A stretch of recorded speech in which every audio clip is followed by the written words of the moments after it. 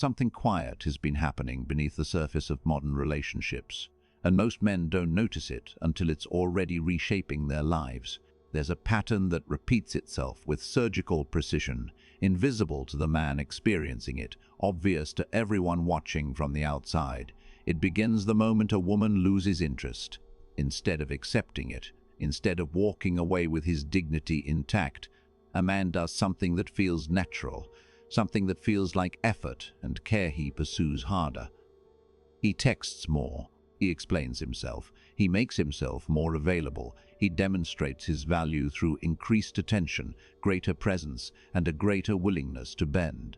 And in doing so, he activates a mechanism inside her psychology that doesn't just preserve her disinterest, it intensifies it. What he believes is proof of his commitment becomes evidence of his irrelevance. I work with men who've lived through this pattern multiple times, and each time they describe it the same way. They thought they were doing everything right. They thought consistency, persistence, and emotional openness were the currencies that purchased respect and attraction. They felt that if they just showed her how much they cared, how willing they were to meet her needs, how different they were from other men, she would see their value. Instead, she grew colder, more distant, more irritated by the very qualities she once claimed to want, and he was left standing in the wreckage of his own effort, confused, humiliated, wondering what invisible rule he broke. You can see it in the way he checks his phone now, that split-second hesitation before he opens her message, the slight contraction in his chest when he sees her name, the careful architecture of his replies, trying to sound interested but not desperate, engaged but not needy, present but not smothering. He has become a man negotiating with his own instincts, editing himself in real time, performing a version of masculinity he thinks will finally unlock her respect. But what he doesn't understand, what no one explained to him, is that this performance is the very thing destroying her ability to feel anything for him at all. There is a 19th century writer who understood this dynamic with a clarity that borders on prophetic. His name was Stendhal, and he didn't write philosophy in the traditional sense. He wrote about love, crystallization, and the strange, almost pathological way human beings construct desire out of imagination and distance. He watched the men and women of his era navigate courtship and passion, and he identified something brutal. That desire in certain people doesn't grow from closeness and certainty. It grows from obstacles, from uncertainty, from the experience of not having, not knowing, not controlling. He called this process crystallization, the way a plain branch, submerged in the salt mines of Salzburg, becomes encrusted with diamonds over time. The object itself doesn't change, but the viewer's perception of it transforms entirely until something ordinary becomes priceless. And the mechanism that drives this transformation, Stendhal understood, is deprivation. By the end of this, you'll understand exactly why your effort repels her and what it quietly destroys inside you if you don't stop. Stendhal lived in a world where men still believed love was a divine calling, where passion was poetry, where the entire romantic project of the 19th century was built on the idea that closeness and intimacy were the ultimate expressions of human connection. But Stendhal was watching something else. He was watching women who lost interest the moment they were pursued too directly. He was watching men who became more attractive the moment they withdrew. He was watching desire collapse under the weight of certainty and reignite in the presence of loss, and he refused to romanticize it. He treated it like a scientist examining a chemical reaction, and what he found was this: for some women, rejection doesn't kill attraction, it creates it. Here is the thesis that runs beneath everything that follows, the sentence that will explain 1,000 small humiliations you've experienced but never had language for. A man who responds to her disinterest with increased pursuit doesn't demonstrate his value. He confirms her instinct to dismiss him. And in certain women, this confirmation doesn't just preserve her indifference, it activates something deeper. It transforms him, in her eyes, from a man into a resource, from a presence into a tool, from someone whose attention matters to someone whose attention is expected, assumed, disposable. Stendhal called this crystallization, but what he was really describing is the architecture of obsession. When a woman cannot have something, when a man remains just out of reach, her imagination begins to do the work. Her reality cannot. She starts to fill in the gaps. She attributes qualities to him that may or may not exist. She replays moments, reinterprets conversations, constructs narratives in which his absence becomes evidence of his depth. His silence becomes proof of his power, and his lack of pursuit becomes a challenge she must overcome. The branch becomes a diamond not because it changes, but because her perception of it transforms under the pressure of distance. And the moment that distance collapses, the moment he makes himself fully available, fully transparent, entirely hers, the diamonds dissolve. The branch is just a branch again, and she wonders why she ever wanted it in the first place. This is not a theory, this is pattern recognition. I once spoke to a man who spent 6 months pursuing a woman who gave him just enough attention to keep him invested, but never enough to make him secure. She cancelled plans.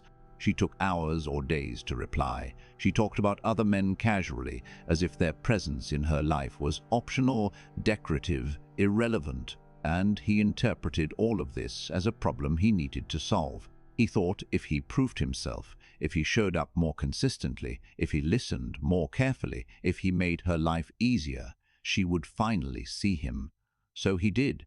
He became more available. He rearranged his schedule around hers. He stopped making plans with friends because he didn't want to risk missing her call.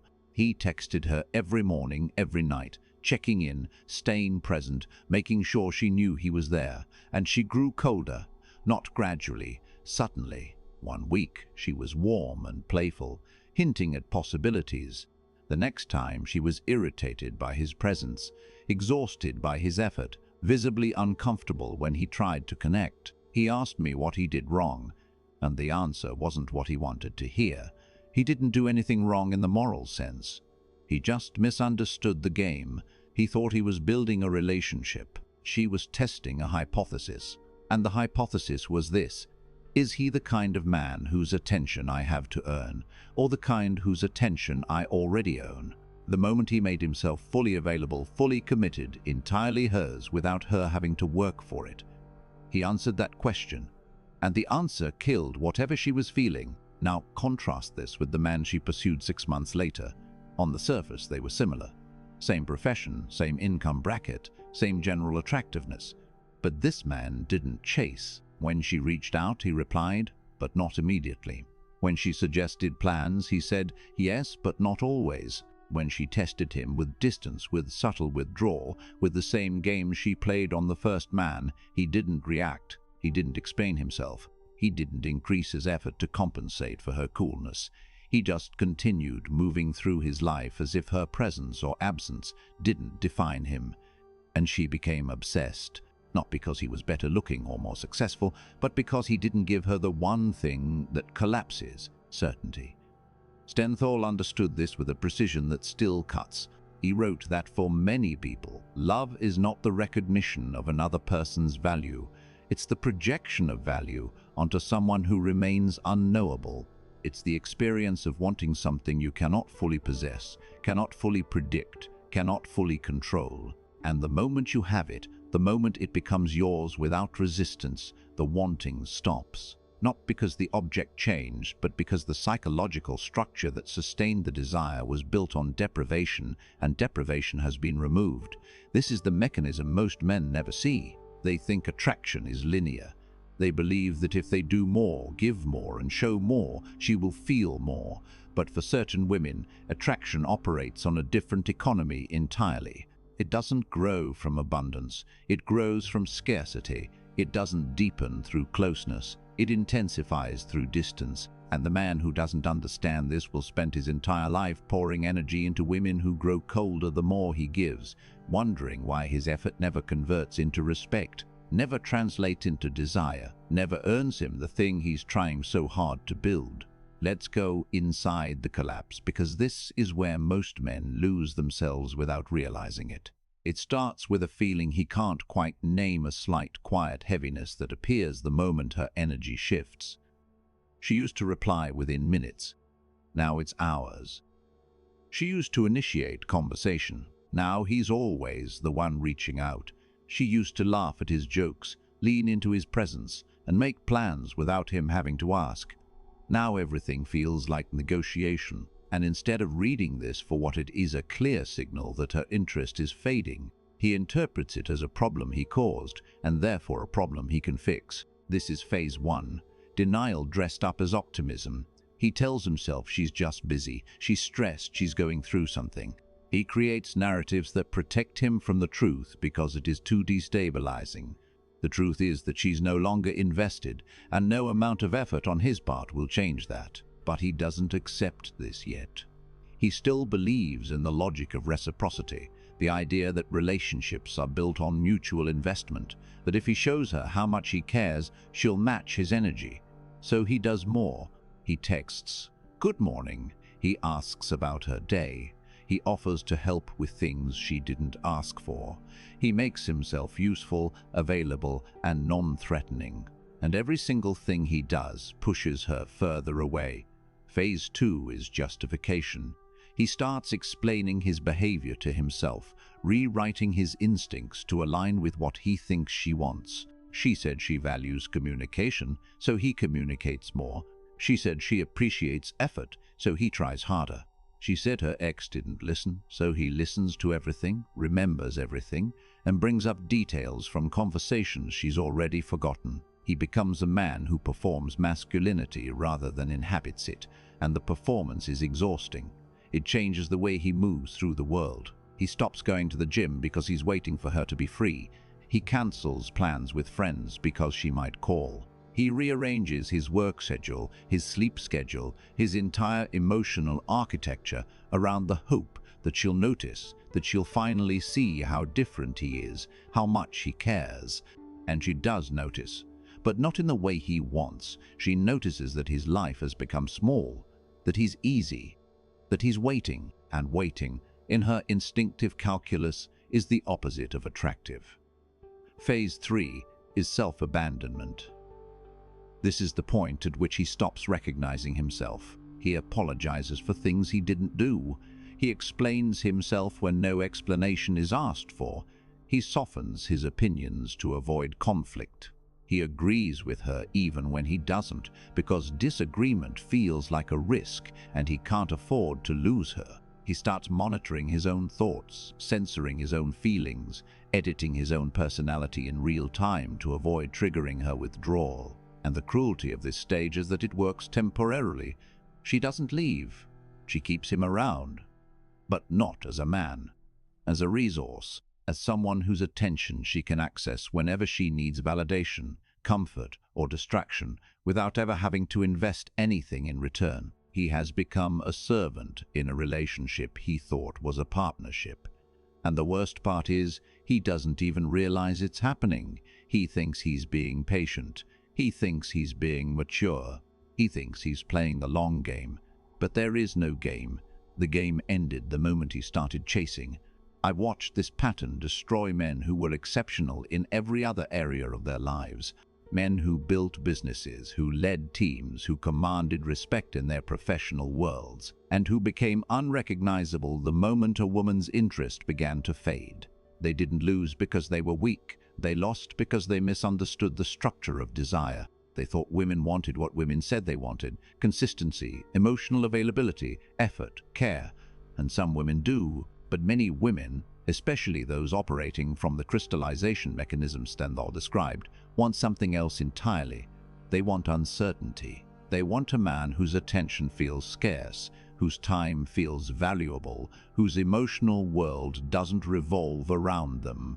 They want to wonder, to chase, to work for it. And the moment a man removes that tension, the moment he makes himself an open book, an always available resource, a guaranteed outcome, he kills the very thing he's trying to build. Now let's zoom out, because what happens to one man is happening to a generation of men, and the system around them is making it worse.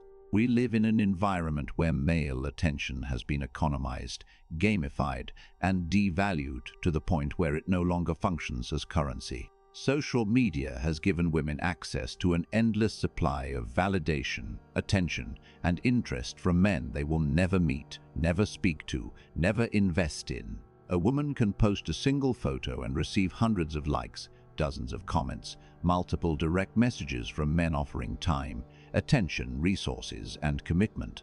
She doesn't have to do anything to earn this. It's just there, abundant, constant, free. And in an economy of abundance, value collapses.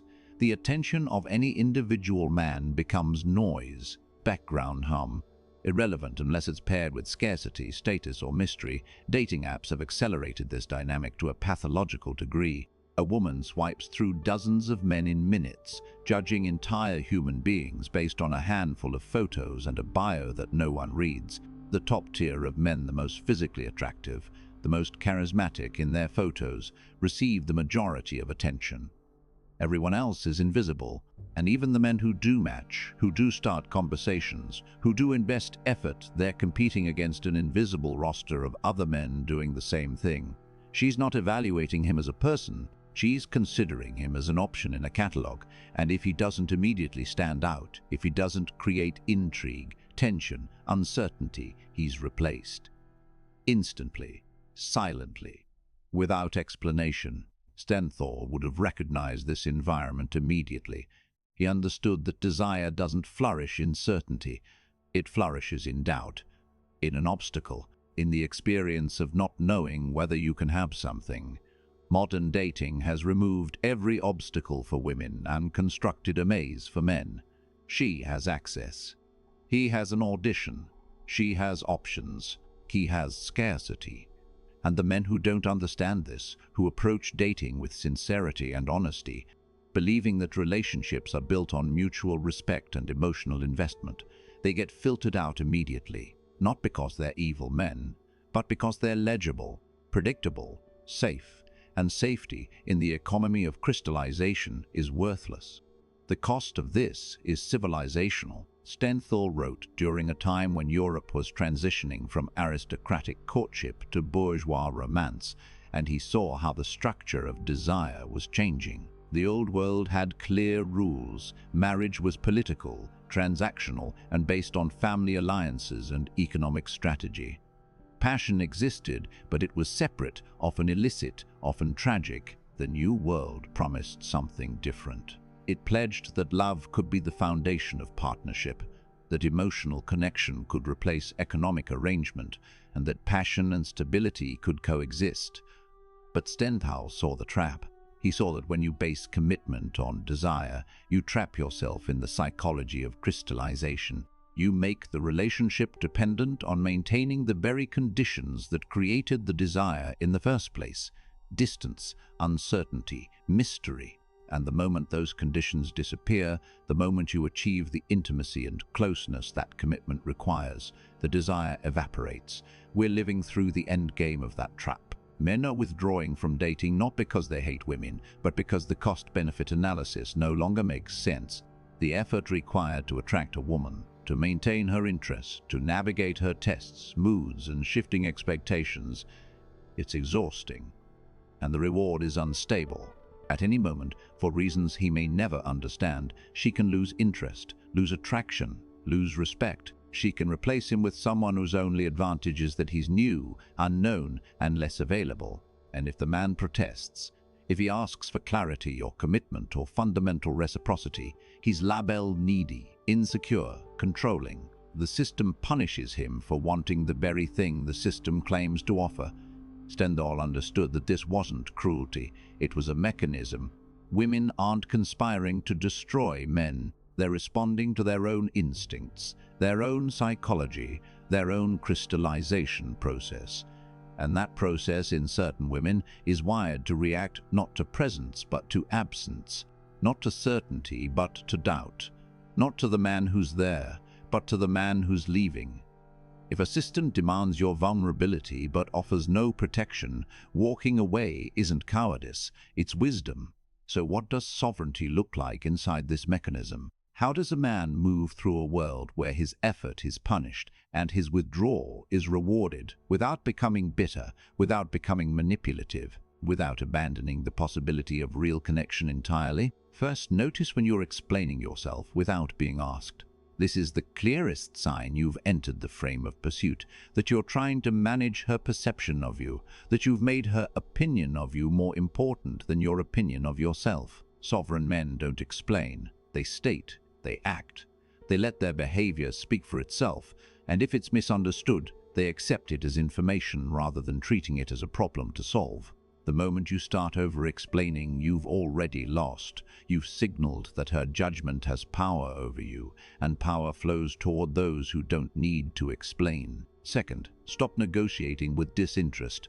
Most men sense when a woman's energy has shifted, but they refuse to act on it. They think if they wait a little longer, if they just stay consistent a little longer, she'll come around. But disinterest doesn't convert into interest through endurance. It transforms into contempt. When you feel her pulling back, you pull back further, not as a tactic, not as a strategy to manipulate her into chasing, but as a boundary, as a refusal to participate in a dynamic where your presence is tolerated rather than desired. Stendhal would say this: the moment you remove yourself from someone who's taking you for granted, you either restore the conditions for crystallization to occur, or you discover she was never capable of it in the first place. Either outcome is information. Both are better than staying. Third, refuse to make her the center of your emotional world. This is the hardest one because it requires you to identify and dismantle the story you've been telling yourself, that a woman's approval is proof of your value, that her desire is confirmation of your worth, that a relationship is the ultimate metric of a successful life. Men who center their existence around a woman's moods, needs, and perceptions become unrecognizable. They lose their mission. They stop building. They stop growing. They become managers of their emotions rather than architects of their own lives. And women, even women who claim they want a man who's devoted and attentive, lose respect for men who operate this way. She doesn't kill your purpose. She reflects its absence. Fourth, allow her to react without you taking it on as your responsibility. When you set a boundary, when you refuse to overfunction, when you stop chasing, she may pull away, she may get angry, she may accuse you of not caring, of being distant, of being like every other man. Let her. Her reaction is not your emergency. Her discomfort is not your mission to fix. Sovereign men understand that different people's emotions are information, not instructions. You observe. You consider, but you don't contort yourself to manage someone else's inner world, especially when doing so means abandoning your own. Fifth, become the kind of man whose time and attention feel scarce because they actually are scarce. This isn't a performance. This isn't a trick. This is a structure. You build a life so full of purpose, mission, friendships, creative work, physical discipline, and intellectual curiosity that romantic relationships become one part of your existence, not the axis around which everything else revolves. When a woman feels that your attention is limited, that your time is valuable, that your presence is earned rather than assumed, she experiences you differently. Not because you're manipulating her, but because you're living in a way that commands respect. Stendhal's crystallization mechanism activates not when you pretend to be unavailable, but when you actually are, because you're occupied with things that matter more than her approval. There are two futures ahead of you, and the choice between them is being made right now in the small, daily decisions you think don't matter. If you ignore this, if you continue approaching women with the logic of effort and reciprocity, if you keep explaining yourself, keep chasing disinterest, keep centering your emotional world around whether she texts back, you will become smaller. Not visibly, not all at once, but year by year, relationship by relationship, rejection by rejection, you will lose pieces of yourself. You'll wake up one day and realize you don't recognize the man in the mirror. You'll realize you spent a decade performing a version of masculinity you thought women wanted, and the only thing you've earned is their indifference. People surround you, but utterly alone, because no one knows who you actually are, including you. But if you take this as initiation, if you stop negotiating with disinterest, if you rebuild your life around mission rather than validation, you will become quieter but stronger. You'll have fewer relationships, but the ones you have will be real, You'll walk away from women who would have destroyed you, and you'll do it without bitterness because you'll understand they weren't villains. They were mirrors reflecting the absence of your own center. You'll stop expecting women to complete you and start building a life so compelling that a woman's presence becomes a bonus, not a requirement. And the women who are capable of respecting that, who are capable of desiring a man who doesn't need them, they'll notice. Not all women, but the right ones. Stendhal exposed something most people spend their entire lives avoiding, that many women's desire isn't built on closeness, certainty, or emotional availability. It's built on distance, mystery, and the experience of not having. A man who responds to her disinterest with increased pursuit doesn't prove his value. He confirms her instinct to dismiss him, and in doing so, he traps himself in a cycle where the harder he tries, the less she feels, until he's performing masculinity for an audience that's no longer watching. She doesn't kill your purpose, she reflects its absence. And the moment you rebuild that purpose, the moment you stop explaining, stop chasing, stop centering your life around her approval, you either restore the conditions for her respect or you discover she was never capable of it. Both outcomes set you free. If this cuts through the noise, if it names something you've been living without language for, share it with a man who needs it. Subscribe to keep this work alive. There's more coming for those willing to see. You don't need her to understand you. You need to stop abandoning yourself in the hope that she will.